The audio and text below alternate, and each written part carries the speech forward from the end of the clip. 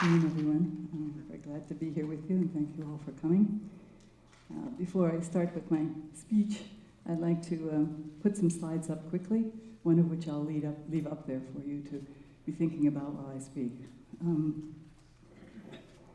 The first is just a map, not just, but it's a map of Syria which shows you the various cities and towns that we might be talking about. Up in the corner is a locator map, so you can see where it stands, not just by its neighboring countries where all the refugees are, but also in the Middle East. This is an unpleasant graph which shows the number of refugees, or the number of people who've been killed or died. There are 300,000. It's kind of an average between the UN figure and some of the other figures you see. The next is the Syrian refugees, a pretty accurate figure. It's the UNHCR figure. The next is the internally displaced persons, around 7.6, maybe 8. It's again difficult to know, but this is OCHA and other humanitarian agencies serving them. And then there's what we've said are the INAs, the people in need of assistance. So these are people who are actually in their own homes in Syria, but not doing very well because there's no electricity, there's no water, there are no supplies, or they can't afford them. And the last one, not to demean this category, but we really don't know how many people are detained or disappeared. It may be 100,000, it may be 70,000. We know it's thousands because we've seen those pictures from the prisons of the people who've been tortured and died in those. So that's what that one is about. Next, this is mainly to give you an idea of how the whole problem has grown. The little blue circles are the number of refugees in January 2013. By July 2015, the refugees are now represented by those orange circles. So you can see the growth in 2 years and a half. This one, besides having, again, the number of refugees in the neighboring countries, also shows you, this is an asylum seekers map. So these are people who aren't even legitimately refugees yet in Syria, in Europe. They're ones who are applying for refuge. And so you can see the countries when you have heard about, the ones they want to go to most are like Germany and Sweden, the big balls there. This is just another map to show you, again, Syria internally displaced, the neighboring countries, all of the Europeans, and then up there are the America, Brazil, Canada, and the Asian countries, South America, that have taken refugees as well. So we can see they're all over the world. And then this is the one I'm going to leave for you. It's a graph from the Institute of the Study of War in Washington, so it doesn't exactly fit all of our information, but it's the most colorful map we could find. So we used it so it's easier for you to see who's where and how complicated it all is. Up there, the purple are the YPG, or the Kurds. The black are the ISIS, or I call it Daesh, because they don't like that name. And it's just the Arabic acronym for the Islamic State of Iraq and the Levant. So ISIS, ISIL, Islamic State, whatever you like. I say Daesh, so you'll hear that, me saying that. The yellow parts are what we don't call them rebels, they're the opposition. We call them, in fact, the anti-government armed groups for the most part, or the non-state armed groups. The stripes there in yellow and black are where, as it says, there's a lot of toing and froing between ISIS, Jabhat al-Nusra, and Jabhat al-Nusra, which I'll mention as well, is the other terrorist group. There are two officially designated terrorist groups in Syria, which are Jabhat al-Nusra and Daesh. The Jabhat al-Nusra control is a brown there. It's harder to see where they are, what's brown between and what's black, but they are the ones there. So they're the strongest group outside of ISIS in the country, which is what happens and why you have this people going back and forth, because they're the ones to join if you want to be on the winning side, for example. The last is the rose color, which is where the regime is in control.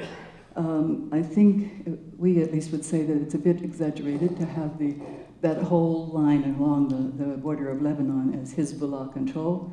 Hezbollah is certainly there, out of Lebanon, protecting their border, and their Shia villages inside. But it's kind of gives you an impression of what we're dealing with and how difficult it all is. Well, I thank the Chicago Humanities Festival for giving Alexandra and myself an opportunity to engage with you on this tragedy of Syria, for that is exactly what it is. A tragedy from any perspective, national, regional, and international. Most critically, however, it's a tragedy for the citizens of Syria. The 300,000 who've died or been killed, the 10 million who remain in the country in their homes in straitened circumstances, watching their world and their lives crumbling around them, the 7 million who are internally displaced, often multiple times dependent on relatives or neighbors for shelter, the 4 million refugees who've crossed local and international borders, sometimes multiple borders, fleeing from violence and loss in search of safety, and the unknown number of those who are detained or forcibly disappeared. Add to the Syrian tragedy the difficult conditions in the neighboring host countries, Lebanon and Jordan, valiantly struggling to share the scarce resources available for their own citizens with Syrian refugees. Turkey and Kurdistan, whose generous initial responses to assist and protect the refugees are now overstretched and have reached their limit. My own involvement with Syria began when I was Commissioner General of UNRWA, the UN Palestine Refugee Agency. Then one of the highlights of my job was visiting the Palestine refugee camps in Syria, where the conditions for the refugees were the best among host countries.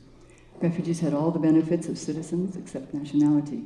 They could work, own property, go to local schools and universities, in addition to receiving UNRWA services. Now they suffer, as do the Syrians, exemplified most visibly by the nearly 2.5-year siege of Yarmouk refugee camp outside Damascus, where only 18,000 of the original 300,000 residents remain. How little we were aware of or looked beyond the cooperation we enjoyed in protecting and assisting the Palestinians, what was awaiting a simple spark, a young person's anti-government graffiti in March 2011 to set off what has become a humanitarian crisis equal to the worst the world has witnessed, unprecedented in the words of Antonio Guterres, the High Commissioner for Refugees. Famine, corruption, discrimination, oppression, detention, and torture were mostly lurking beneath the surface, waiting for the victims to take to the streets. And when they did, they were met with deadly force, and then Syria became a battlefield. In September 2011, a few months after the beginning of the conflict, the 47-member United Nations Human Rights Council in Geneva decided it was necessary to set up an independent international commission of inquiry on human rights violations and abuses in the Syrian Arab Republic. This was an unusual step, since commissioners are normally created at the end of a conflict for a period of at most a year. However, the situation was deemed serious enough to set aside usual procedure, and the ill-informed belief that the Syrian president would soon step down also likely influenced that decision. The Commission's mandate is, and I'm quoting, to investigate all alleged violations of international human rights law since March 2011 in the Syrian Arab Republic. And I go on to establish the facts and circumstances that may amount to such violations and of the crimes perpetrated, and where possible, to identify those responsible with the view of ensuring that perpetrators of violations are held accountable. Very good UN language, arrived at to the satisfaction after days and nights of negotiation to all parties. We're currently 4 commissioners. The chair is Brazilian Professor Paulo Pinheiro, Thai international law professor Vitit Muntarborn, Swiss prosecutor Carla Del Ponte, and myself. We serve pro bono to ensure our independence. All that we report is based on our own information that we ourselves and our team gather. We spend several weeks each year in the Middle East and in Geneva to prepare quarterly reports for the official sessions of the Human Rights Council. We're assisted, I probably should say led, in this task by a team of 25 investigators, analysts, military and police experts, and other topical specialists who are full-time employees of the UN Office of the High Commissioner of Human Rights. We do not have access to Syria, and since late 2012 are also bereft of communication with or from the Syrian mission in Geneva, information we used to be able to use in our reports in the interest of impartiality. Our investigating teams are based in the refugee hosting countries, where they have carried out more than 4,000 interviews to date. 2 investigators work mainly from Geneva, interviewing victims inside Syria by Skype, And the data collected in these interviews is lodged in a confidential database in the Human Rights Office. We've offered to share this information with governments or authorities who've constituted official, objective judicial procedures regarding a specific person, a perpetrator or a victim, or an incident. Several European governments have taken advantage of this collaboration, and at least one request to us has made a difference to a judicial outcome.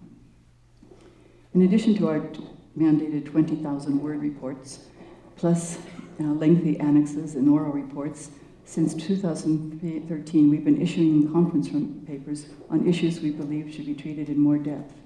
These include the assault on medical care, enforced disappearances, selected testimonies of victims, and rule of terror, life under ISIS. The latter is published in the current issue of the American University of Cairo's Cairo Review of Global Affairs. Another soon to be issued is called Death in Detention. Our early reports concentrated on lists of the actions of the government and the anti-government groups, as we originally called them, responsible for violations of human rights and international humanitarian law that might constitute war crimes and crimes against humanity. Already in our first report in November 2011, we identified war crimes committed by both government forces and by some of the opposition groups, while crimes against humanity were committed only by the government at that time, and mostly till now, except for ISIS. The violations and abuses documented then and until now include massacres, unlawful killings, hostage-taking, enforced disappearances, torture, gender-based violence, violations of children's rights, seizures, denial of access, forced displacement, and assaults on protected persons and objects. Our latest, the 10th report, to the Human Rights Council last month, examines more directly the impact of the conflict on the most affected groups and communities. Fighting-age men, women, children, detainees, sick and wounded, besieged, medical and humanitarian workers, lawyers, human rights offenders, journalists, the displaced and minorities, all of whom have been specifically targeted by one or more of the warring parties, or suffer from war-related lack of services or humanitarian access. I apologize for reading out these multiple lists, but they do demonstrate how many crimes are committed against so many groups. In this last report, we reinforced our earlier findings that the main cause of civilian casualties, displacement, and destruction is the deliberate targeting of civilians, indiscriminate attacks, and the imposition of seizures and blockades. Each day, there are fewer safe places in Syria, as demonstrated by the mass displacement inside and outside the country. Indiscriminate attacks on civilian areas are committed all around the country by almost all of the warring parties in the areas they control. Many children have been killed in bombardments of their schools and playgrounds, while an estimated 2.4 million Syrian children, 400,000 of these refugees, are entirely without schooling, some for the fourth year, often because young boys are sent out to work or to fight, and young girls are persuaded into early marriages and motherhood to provide food for the family. In terms of responsibility for the crimes committed, government forces inflict the most damage by their indiscriminate attacks on cities, towns, and villages, and internally displaced camps. Their besieging of areas and the arrest of fighting-age males at checkpoints are designed to make life unbearable for those who remain inside opposition-controlled areas. Government forces also continue to be the perpetrators of the largest number and range of violations, mainly due to their monopoly of air power, including the dreaded barrel bombs, and their ability, although it's waning somewhat in recent months, to detain, displace, and besiege, with all of the associated abuses. The anti-government armed groups and the terrorist groups Daesh and Jabhat al-Nusra, the other UN-designated terrorist group, as I mentioned, launch attacks on government-controlled localities, causing deaths and injuries, and terrorizing or intentionally punishing those who continue to live under government control. Since the terrorist groups appeared on the scene, even more egregious methods of committing crimes are in evidence. We have seen these groups advertise their crimes on social media, which they employ so successfully, among other things, for recruitment purposes. Anti-government armed groups and the terrorist groups have also imposed sieges. The anti-government groups have done so on towns near Aleppo and more recently around Idlib, and they've deliberately damaged electricity and water supplies to government-held neighborhoods in Daraa and Aleppo. Daesh is besieging a population of around 300,000, the majority of whom are civilians in Dar al-Zur. You see that's sort of hidden, but it's out there way away from everything else, but right by Daesh. Among the more devastating actions of Daesh is their brutal indoctrination of children, whereby boys are recruited to fight and carry out atrocities. This brutality is matched only by the unspeakable violations against ethnic and religious communities, most horribly the Yazidis. Thousands of Yazidi women and girls, some as young as 9, are held in sexual slavery, bought and married off briefly and serially to Daesh fighters who sell them to other fighters. None of the parties respects the obligation under international law to distinguish between civilian and military objectives, although some are more seriously at fault than others, the Kurds being the least guilty of all. All belligerents, including the international coalition and the Russians, as I was reminded by our military advisor, have repeatedly targeted civilian areas with no clear military objective or necessity and without taking precautions to avoid deaths or injuries to civilians and damage to civilian objects. Those responsible for such violations and abuses fear no consequences. We noted again last month that the absence of decisive action by the community of states as a whole has nourished a deeply entrenched culture of impunity. In this respect, the international community has failed profoundly to engage collectively to find a political solution to the Syria tragedy. This failure may be about to overcome if the reports, although they're conflicting, about the meetings in Vienna this past week are correct, if the Russians and Americans, meeting together with Turkey and Saudi Arabia, have collectively agreed that Syria must remain unified, that there should be a joint focus on defeating Daesh, on giving Syrians the leading role in decision-making, and if they continue to consider the possibility of allowing President Assad to be temporarily part of the transition period, plus including Iran in further discussions, a breakthrough could be on the horizon. We've hoped before and will continue to do so, but if something sounds too good, it probably is too good. However, there was also President Carter's 5-nation plan, which was released yesterday, which also suggests that these 5 nations, the 4 that did get together, plus Iran, if they together could put sufficient pressure on their allies in the conflict to begin talks, while concentrating their military efforts on defeating Daesh. Since this Commission's first report, we've reiterated several of these points, that the conflict will be a long one, that only an inclusive, that is with representatives of the sitting government and Iran, Syrian-led political, as opposed to military, engagement will bring the conflict to an end. We've called upon all parties to protect civilians, to provide humanitarian funding, now pledged at a shameful 42% of the humanitarian appeals, to prevent the recruitment of children, to stop the flow of weapons and the funding of terrorism. And we have appealed for that political solution to be sought through meeting of all parties, besides the terrorists, around a negotiating table. In addition, we repeatedly urged the Security Council to make a referral to the International Criminal Court or to a regional or an ad hoc tribunal. We ask governments to use universal jurisdiction, particularly in cases involving their own nationals who are or have been foreign fighters in Syria. We support the call to respect the 1951 Refugee Convention by accommodating the thousands of refugees now fleeing from the region to Europe or wherever they may find some safety, a predictable result of the lack of funding to UNHCR and the governments hosting refugees. The Geneva Communiqué of June 2012, issued following a conference of all parties in Geneva under Special Envoy Kofi Annan, we believe continues to be the best basis for beginning a transitional process, now in the able hands of the current envoy, Staffan de Mistura. He's opted for a longer view, charting a different course from his predecessors by creating 4 working groups on specific topics: safety and protection, political and legal, military security and counterterrorism, and public services, reconstruction and development. He hoped that this concrete and comprehensive proposal on issues which must be addressed to rebuild the nation would prompt the parties to come together and begin to negotiate. Regrettably, after initial, although hesitant, acceptance, all opposition groups have now refused to participate in these working groups, blaming the Russian air campaign, which they see as targeting their forces and helping the government.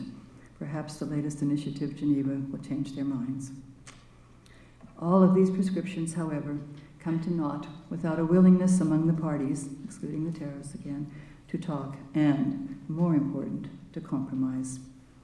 I'll close by quoting the final paragraph from the speech by the Commission's chair at the September session of the Human Rights Council. It's time to prepare the way for the necessary compromises that must be made to secure peace in Syria.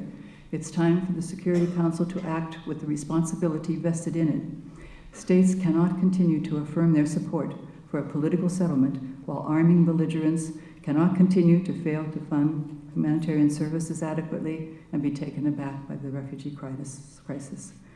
Narrow national or regional self-interests need to be set aside. Syrian victims deserve no less. I thank you.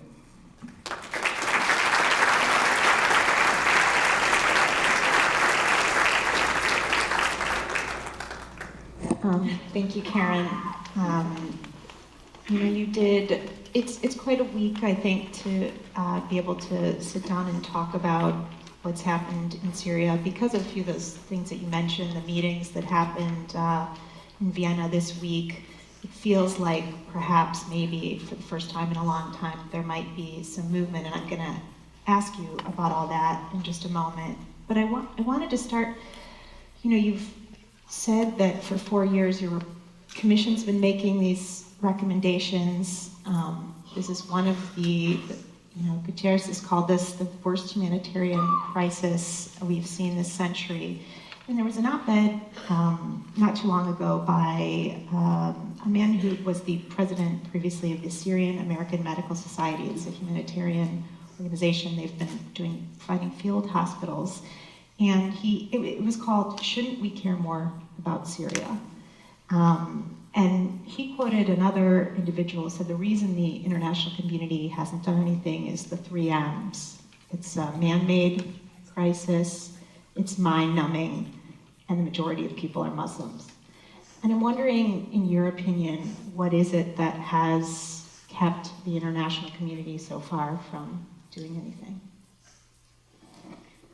I'm not sure that the whole international community hasn't done anything. There's certainly those who have stepped up to the plate, and our own government is the biggest supporter in the humanitarian area, gives the most money. And certainly there are countries that have accepted refugees, and we have to bless Angela Merkel, I think, for giving her speeches and encouraging her other people to do that. I think it's more that it's so complicated. Maybe not at first it wasn't, but I don't think if anyone wants to ask that question, should we have intervened then? No. It would have made it worse. We've made it worse many places that we've intervened, and I think we're seeing it now. Each time there's some new foreign intervention, as there now is with the Russians, there's more radicalism, there's more sectarianism, you get new kinds of, maybe repeated kinds of statements out of the various parties and so on. So I think it's that, and it changes so much from time to time. This was my 12th draft, and I was about to do a 13th one today because there's something in the paper or there's something that I heard from my team that I really must include, sort of thing. So I think people just can't keep up with it. And the main thing, of course, is that there are 2 groups, 2 main groups and 2 agendas. There are those that support the government. That's particularly Russia and Iran and Hezbollah. And then there's the Western powers that support the opposition.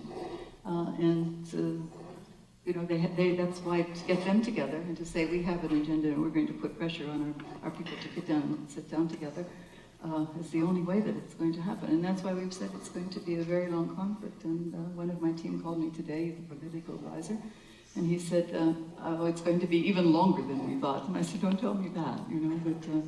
And why? Why does he think it's going to be... Well, he was partly referring to now the Russian intervention. And so unless benevolent makes a difference, you have people pulling farther apart. And the government certainly has been advantaged initially by the airstrikes. They were certainly on the defensive just before they started, and they're feeling better and a little more on the offensive now. But it just means that all the others will gather their forces, and that the discussion and the conflict itself will become nastier. Well, so let's talk about, your colleague believes that the Russian intervention is going to prolong things. But for those of us, but for the first time really in a long time, you have at least some of the parties coming to the table, Russia, the United States, Saudi Arabia, and you had the Russians saying that the president Assad is willing to hold elections, and yeah. So you're not optimistic that perhaps Russian involvement will apply pressure, perhaps even on the United States, in a way that there hasn't been to force political discussion? No, I should have said that I don't agree with my political advisor on this, because I think this is exactly what's happened, that we'll have some discussions when we're together, not over the phone. But yes, I think that that's what's happening, and that you see what Russia is going to do, and you see that they have their forces they're going to support, and yes, I think there's a good chance that, well, I'm not sure about that, about the good chance, but as I said, I'm hoping that it will make a difference, and at least we'll get some discussion. I don't think, it's something that we've said often, and a lot of people don't like that we say this, but we don't think you can have a negotiation without the presence of the president or his regime, as it were, and the presence of Iran. Because if you don't have them, they'll continue to cause problems, and you'll continue to have the conflict. So you have to have, when you have a negotiation that goes anywhere, you need to have all the parties at the table. So could you talk a little bit about, so one of the parties that has been so opposed to having President Assad at the table are those 29 or so, which to me, I see the number 29, that seems like a really large number to me of factions. But they do seem, or some of them anyways, have been united around this idea of not having Assad be a part of any political transition, any transitional government.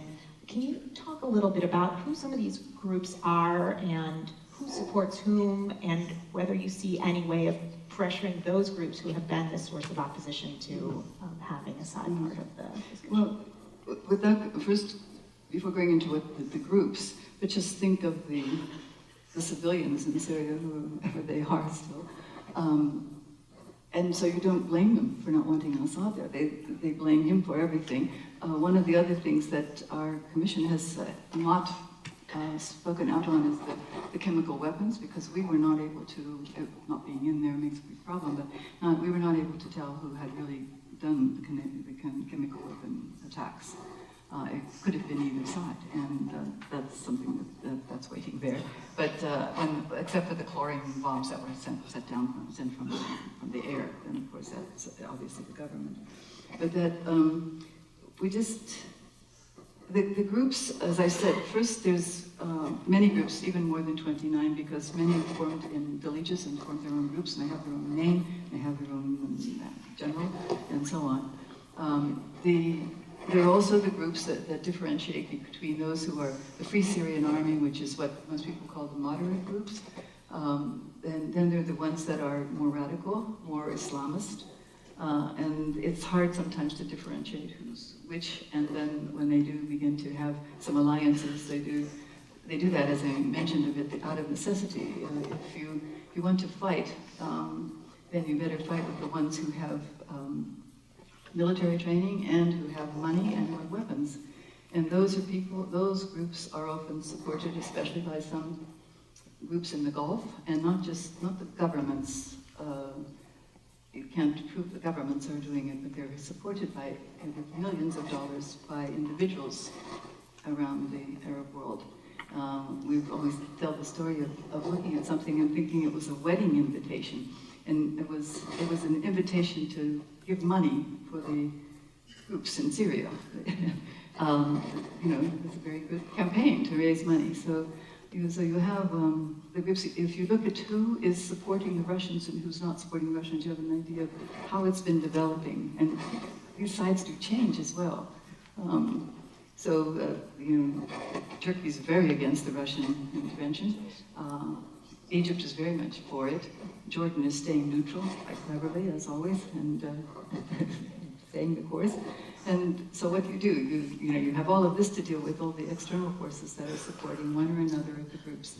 And if we can say it even about the Islamic State, I think it's changing, I hope. But a lot of those people who joined that saw this as, look at these guys, how strong they are, they can fight, they're winning. And thank goodness we have the Kurds up there, who are the only ones that are really successful so far in fighting Islamic State. But again, we're watching what's going to happen with the new alliances that are happening. I'm wondering, you mentioned in your speech that the commission was formed early on, in part because everybody thought this was going to end quickly. And just if we're trying to understand what the way forward is and looking at mistakes that have been made, why did everybody underestimate it back then? How did we get that wrong? I'm not sure everyone. We did here, and those around us and like-minded. I cannot understand anyone who has any knowledge of the Arab world, of Syria, of Assad himself, to think that he was going to go soon. He would not go. He will never go unless he's forced to go. And that means either, whatever, pulling him out or getting him to agree somehow and go. But on his own, he's not going to give up. He thinks he's right. This is it's a civil war. It's a non-international armed conflict. There are two sides to the war. There are people inside Syria. I have a colleague who works with the opposition, goes in and out of Syria. But she says of those 10, 12 million who are inside in their own homes, as I mentioned, at least 2/3 or 3/4 of them would vote for Assad if there's another election. There are people who are part of the regime. It's a very strong regime. Even if Assad went, do you think that the whole 300,000-man army would go with him? No, I don't think so. And they are dependent on him. If he goes, they go, and so on. And there's a very strong Ba'ath party there.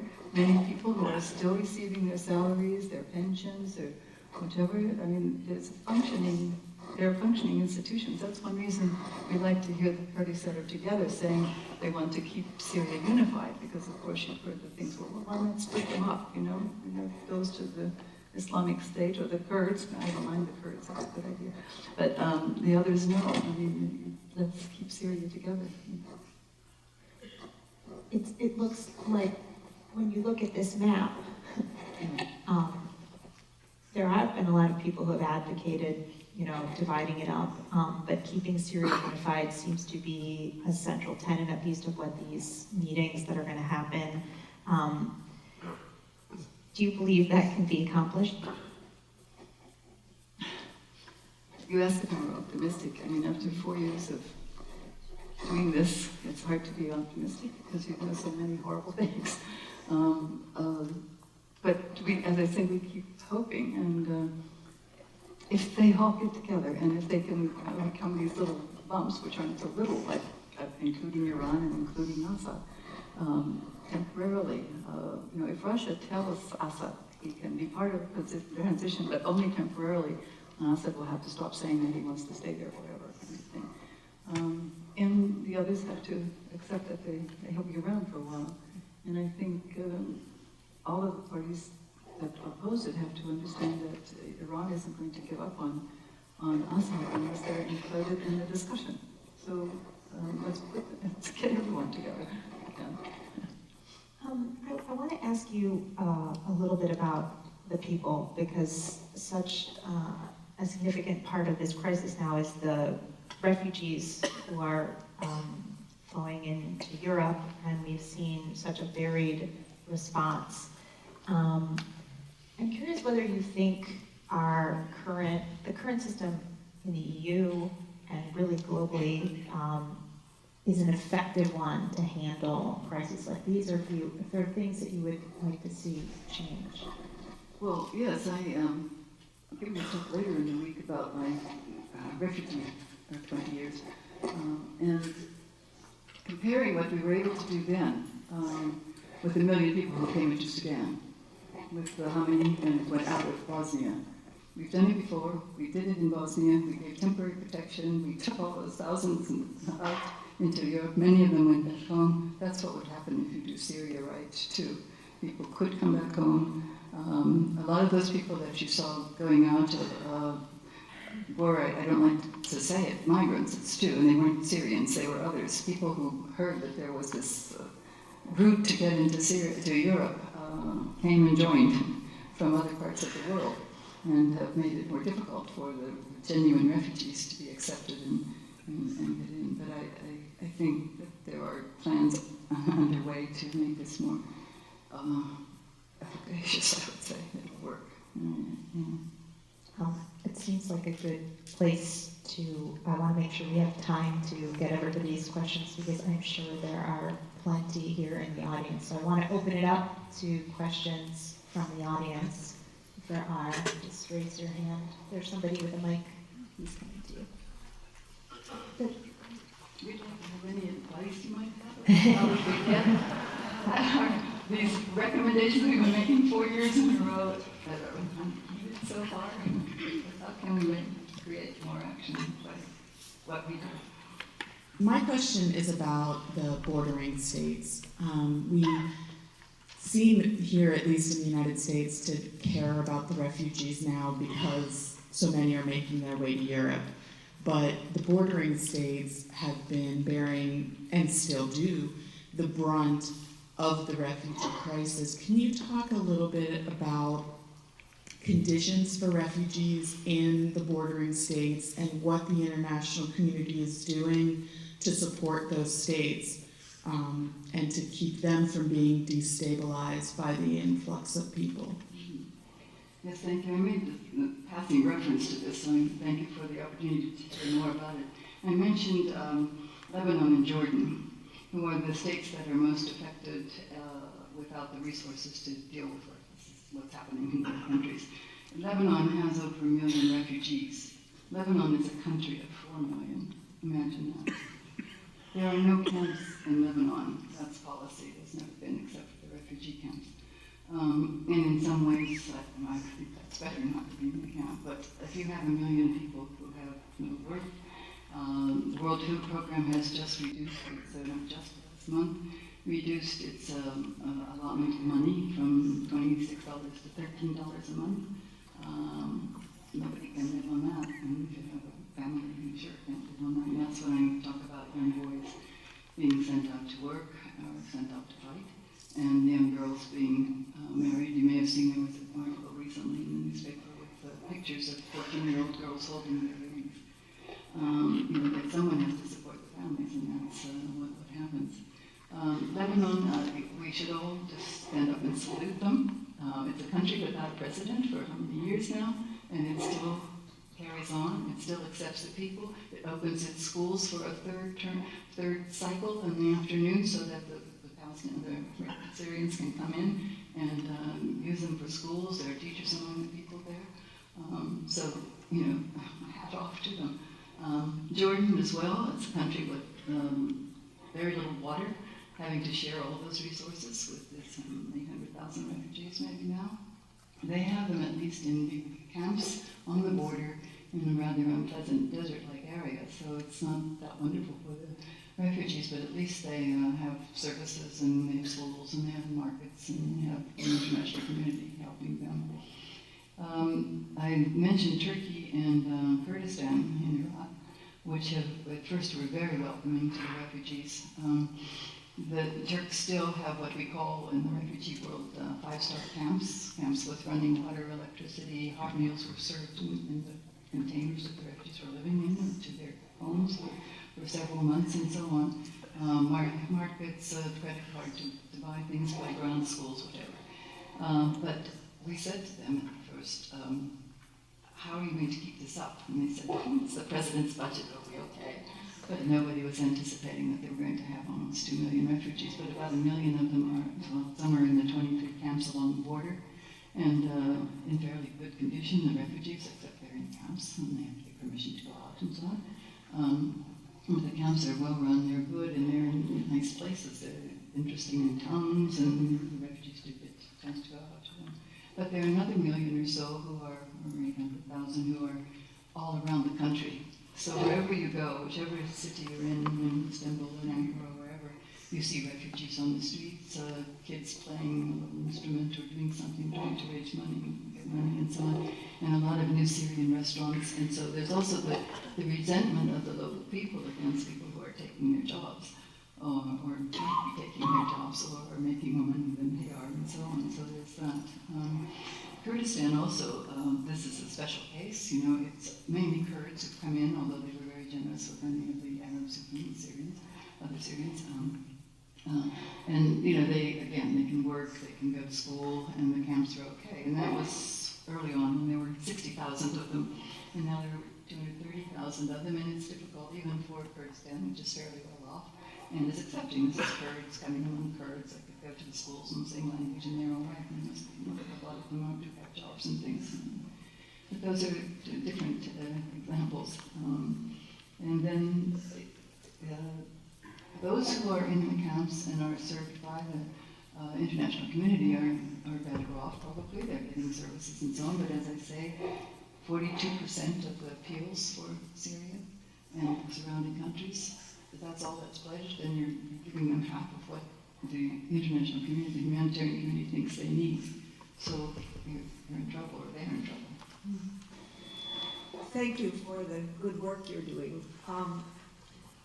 Putin has been very articulate about the impossibility of defeating ISIS with air power, the need to have ground troops.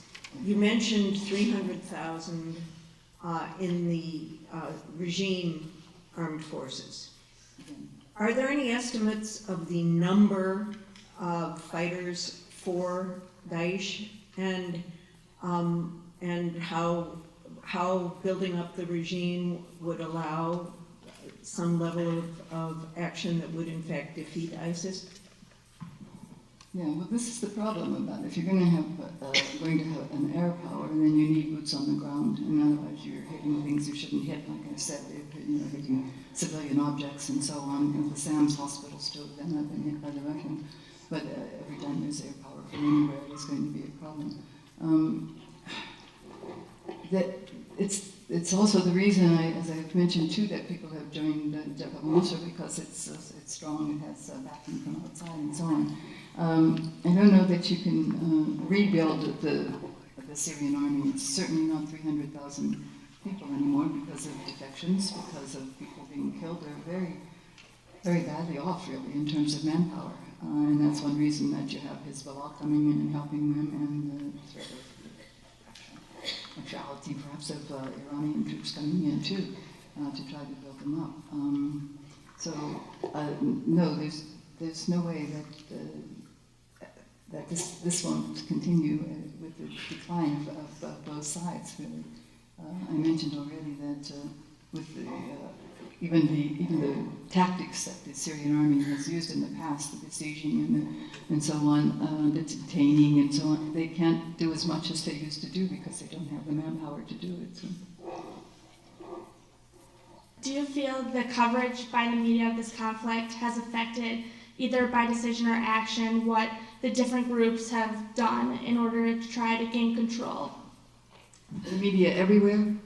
Specifically in the United States. In the United States, well, the United States has more or less taken a side. That's the problem with almost everyone one deals with. Everyone has an agenda, and there's legitimacy to all those agendas, but they contradict one another. And so I think certainly what the media has done in the United States has been one-sided. You never hear anything about the Syrians who are suffering, or who are regime supporters, for example. You don't hear anything about trying to get things over, just we're going to get rid of Assad and the regime, and then we're going to be okay because we'll have the moderates who are there working and taking. So I think part of the problem too is that there is so much media. There's so much going on. There's so many people looking at this crisis because it is such a big one, and so everyone wants to have a say on it, and so people try to say different things, and they exaggerate, or they're way off base on some things, and so on. So we need the media, and we want them there, and there are certainly some that are more objective than others. I think here I find I have to always switch over and have a look at what Russian television is saying. I mean, I watch RT, at least for half an hour a day, to see what the other side of things are. I have not read any place of anybody putting forth a plan for what a provisional government or a transitional government might look like, much less what that transitional or provisional government might work toward. And without a complete defeat of Daesh, can there be such a plan? So could you inform us a little bit about, are there any such plans? Is there any such thinking? Or is it just a hope and a dream and a cloud out there? A little bit the latter, I think. I mentioned that the June communique, June 2012 communique, Geneva communique, that was established and developed with Kofi Annan and all the parties represented at the time. It still remains the only Bible we have to guide us in a transition, so there is something there. But it starts with having all parties there. So as long as you have some of the parties who are not going to talk to the other parties, we won't get anywhere. And that's again why, if it's true what happened in Vienna could be taken a bit further, and bringing in some others, then that's the only way to go, is to get more people together, trying to go to that next step to get this country back together again. You have seen a lot of destruction. You've been involved in Bosnia, Sudan, Syria, some of the kind of worst conflicts on the planet. What keeps you going and going back for more? Certainly the refugee work was very rewarding. We'll get to Syria later in 9 minutes. And if you work with refugees, you work, as I say, and we'll say this week at this other talk I'm going to give about working in the worst of times when thousands of people are crossing borders, but you're there. And you're there to make sure they get some shelter and some water and some food and so on, so you're actually doing something and making a difference. You don't think about that then, but you don't have to worry that you're doing what we're doing now. You also are there at the best of times when refugees are going home, and these are very joyful occasions, and you're always happy. And I was very lucky to be involved in a couple of those, Namibia and South Africa. So not just the refugees going home, but the birth of a new nation in Namibia. So it's some of the work is very exciting in a positive way. You have things like working in Sierra Leone, where you have to see horrible things happening to people, but again, you do your best to protect them as much as you can, because that's what you're doing. You're protecting and assisting the refugees. And that's why I found it a bit of even Bosnia, let's say, which was something unusual for us, because we were working inside a country and we're not used to that, so we had to keep running over to ICRC to get advice. What do we do? Because we're used to working with refugees in a foreign country, and you have a certain status as their representative with the governments and so on. And anyway, there was a three-sided war going on, and you're trying to operate within it. But in a way that, again, we were able to do that with the help of UN peacekeepers and so on. And when the UN system is all working together, it could be a great thing. Now, human rights work, I'm finding it's so different, and it's an adjustment, because we're just gathering information, we're documenting things, we're reporting on things, and we take the liberty, because we're independent, that's how we justify ourselves about making all these recommendations and conclusions and so on. But we've briefed the Security Council 4 times. As I said, we've said you have to take this to the International Criminal Court. But there's a veto in the Security Council, so that doesn't go any further. So that's the other thing about the division in the world that makes a difference. But, so, I think one keeps going easily in refugee work. I don't know. One of my analysts, a young woman, she's in her 20s, and she said in Geneva, and she said, we could be doing this until we die, because we don't see how it can end, and it could go on and on. In terms of what comes next, then, with the work that you're doing on documentation, are you confident that the system we have set up with the International Criminal Court will serve to bring appropriate justice? Have we seen that happen so far, and are you confident that that's going to be able to happen this time? Well, Syria is not a member of the Rome Statute, which means they can't. No one can take them to the International Criminal Court except the Security Council. So as long as you have a veto and a division in the Security Council, you're not going to move that along at all. The other thing, that's why I mentioned universal jurisdiction. I mentioned that our database is available. The Europeans are taking advantage of it. The 4 different European countries have come to us about certain cases. Some of them foreign fighters, some have victims, and some who think they have perpetrators. And as I said, it's the Swedes who've taken the information and actually used it to help a person who was having a judicial procedure against him. So that's one thing we hope. We have this 4,000 interviews, investigations. We have information that countries could use, that courts could use to do this. But this is, even that, of course, it's how many people have gone to the ICC and some of the other worst crises? How many people have been invited? A few. How many years does it take? So that kind of justice isn't going to come. I mean, not everybody's going to be pleased that a lot of people are going to get away with what they do. And there are a lot of people committing a lot of crimes in this country. So in that sense, and setting up, as we also suggest, ad hoc or regional tribunals, that still requires the Security Council to approve it, and it requires money. Someone has to pay for these things, and they're not cheap. We talk about regional tribunals because if you have a regional tribunal, you're closer to the ground where things have happened, and usually many more people are tried in these regional tribunals, and you do get some justice, I think, and at least people feel. Right now, it's just the threat of it that is a deterrence that we need to have for some of the people. You're not going to get Daesh to care about this. I don't know if any of you were at the Chicago Council discussion with William McCants, who's wrote a book on ISIS, the Apocalypse. And he explains, by having studied everything they've written and said, that they have an apocalyptic mentality. They think the world is going to end, maybe tomorrow, but maybe even in the future. But so it doesn't matter. You just need to join them so that you'll be part of this heaven that they'll all find after this. So it's an ideology that is very difficult to deal with and to change. Have you, are there lessons that you've taken from Bosnia? It gets brought up a lot as a place where we can find answers for Syria. When you hear people, saying, take what we learned in Bosnia, there was a no-fly zone, we went in, what do you say? I want them to learn what we did with refugees in Bosnia, not what they did in trying. And then you need UN peacekeepers, I think. I'm a UN person, forgive me for defending what the UN does, but you need an international force to take care of that. I mean, a no-fly zone now, again, without boots on the ground and so on, won't help anything. So. Well, thank you so much for